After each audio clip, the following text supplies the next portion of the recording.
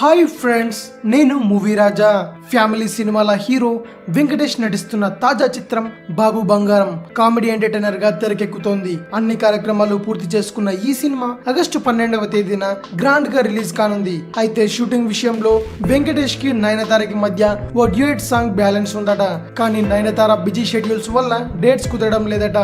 అయితే సినిమాలో ఈ డ్యూయట్ సాంగ్ కావాలని పట్టుపట్టాడు డైరెక్టర్ మారుతి. సినిమాలో ఈ పాట చాలా కీలకంగా ఉంటుందని చెప్పారు మారుతి. కానీ తనకు డేట్స్ అడ్జస్ట్ కావడం లేదంటూ షూటింగ్ కోసం రెడీగా లేనంటూ మారుతికి చెప్పేసిందట నయన్. దీంతో ఆ డ్యూయట్ సాంగ్ ను సినిమాలో నుండి తీసేయాలని ఫిక్స్ అయ్యాడట డైరెక్టర్ మారుతి. ఇక ఈ పాట లేకుండానే సినిమాను రిలీజ్ చేసేందుకు చిత్ర యూనిట్ రెడీ అవుతుంది. అయితే ఇలా ఓ పాట మొత్తాన్ని తీసేయించిన నయనతార కనీసం సినిమా ప్రమోషన్స్ లోనైనా పాల్గొంటుందా లేదా అనేది ఇప్పుడు హాట్ టాపిక్ గా మారింది.